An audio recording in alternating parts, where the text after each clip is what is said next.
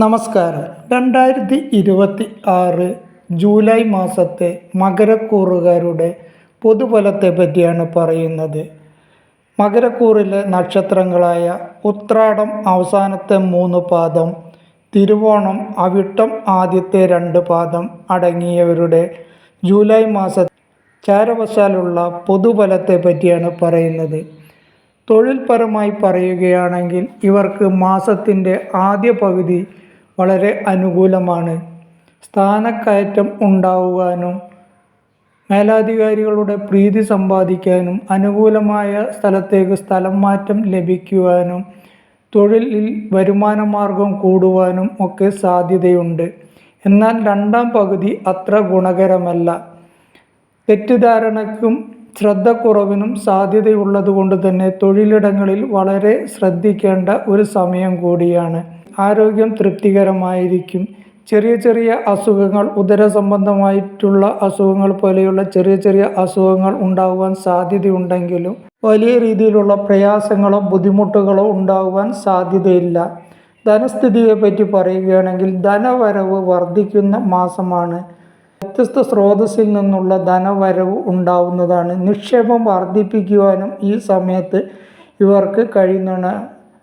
അവിചാരിതമായി ധനനേട്ടം ഉണ്ടാവുന്നതാണ്. വായ്പക്ക് ആഗ്രഹിക്കുന്നവർക്ക് വായ്പ ലഭിക്കുന്നതായിരിക്കും. ഊഹക്കച്ചവടത്തിൽ ലാഭവും പ്രതീക്ഷിക്കാവുന്നതാണ്. എന്നാൽ അതോടൊപ്പം തന്നെ ചിലവ് വർദ്ധിക്കുന്ന ഒരു സമയം കൂടിയാണ്. വീട്, വസ്തു എന്നിവ വാങ്ങുവാൻ ആഗ്രഹിക്കുന്നവർക്ക് ഈ ആഗ്രഹം നടന്നു കിട്ടുന്നതാണ്. വീട് പുതുക്കി പണിയാൻ ആഗ്രഹിക്കുന്നവർക്ക് അത് നടന്നു കിട്ടുന്നതാണ്. ദാമ്പത്യപരമായിട്ട് അത്ര അനുകൂലമായ ഒരു സമയമല്ല. വാക്കുകൾ ശ്രദ്ധിക്കേണ്ടതുണ്ട്. ഈഗോ പ്രശ്നങ്ങൾ ഉടലെടുക്കുവാൻ സാധ്യതയുണ്ട്. ദമ്പതികൾ തമ്മിൽ വിട്ടുവീഴ്ച മനോഭാവം ഉണ്ടാവുന്നത് നല്ലതാണ്. വിവാഹം ആഗ്രഹിക്കുന്നവർക്ക് അനുകൂലമായ ഒരു സമയമാണ്. വിവാഹാലോചനയിൽ പുരോഗതി ഉണ്ടാവുന്നതാണ്. പ്രണയിക്കുന്നവർക്കും അത്ര നല്ല സമയമല്ല. അഭിപ്രായ വ്യത്യാസം ഉണ്ടാകുവാനും തെറ്റിദ്ധാരണ ഉണ്ടാകുവാനും വാക്ക് തർക്കം ഉണ്ടാകുവാനും ഒക്കെ സാധ്യതയുള്ളത് കൊണ്ട് തന്നെ വളരെ അധികം ശ്രദ്ധിക്കേണ്ട സമയം കൂടിയാണ്. ബിസിനസ് പരമായിട്ട് നേട്ടം ഉണ്ടാവുന്ന ഒരു സമയമാണ്. ബിസിനസ്സിൽ പുരോഗതിയും ലാഭവും പ്രതീക്ഷിക്കാവുന്നതാണ്. എന്നാൽ മാസം പകുതിക്ക് ശേഷം കൂടുതൽ ശ്രദ്ധിക്കേണ്ടതുണ്ട്. ഈ സമയത്ത് പങ്കാളികൾ തമ്മിൽ തർക്കങ്ങൾ ഉണ്ടാകാതെ നോക്കേണ്ടതുണ്ട്. വിദ്യാർത്ഥികളെ സംബന്ധിച്ച് അല്പം ഉത്സാഹക്കുറവും ശ്രദ്ധക്കുറവും ഒക്കെ കാണിക്കുന്നുണ്ടെങ്കിലും വിദ്യാ പുരോഗതി ഉണ്ടാവുന്ന ഒരു മാസമാണ്. അഡ്മിഷൻ ആഗ്രഹിക്കുന്നവർക്ക് യോജിച്ച രീതിയിലുള്ള ഇഷ്ടപ്പെട്ട രീതിയിലുള്ള അഡ്മിഷൻ ലഭിക്കുവാൻ സാധ്യതയുണ്ട്. വിദേശത്ത് പഠിക്കുവാൻ ആഗ്രഹിക്കുന്നവർക്ക് അതിനുള്ള തടസ്സങ്ങളൊക്കെ മാറിക്കിട്ടുന്നതും അനുകൂലമായ സാഹചര്യം വന്നു ചേരുന്നതും ആയിരിക്കും.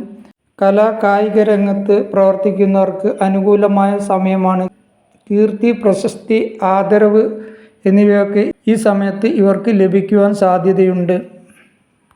ജൂലൈ മാസത്തെ ദോഷഫലങ്ങൾ കുറഞ്ഞു കിട്ടുന്നതിനും ഗുണഫലങ്ങൾ കൂടുതൽ ലഭിക്കുന്നതിനുമായി ശാസ്താക്ഷേത്രത്തിൽ നീരാഞ്ജനം, എള്ളുതിരി വഴിപാട് എന്നിവ നടത്തുകയും വിഷ്ണു ക്ഷേത്രത്തിൽ അർച്ചന, പാൽപ്പായസം എന്നീ വഴിപാടുകളൊക്കെ ചെയ്താൽ ഇവർക്ക് ഈ സമയത്തുള്ള ദോഷഫലങ്ങൾ കുറഞ്ഞു കിട്ടുന്നതും ഗുണഫലങ്ങൾ കൂടുതൽ ലഭിക്കുന്നതും ആയിരിക്കും.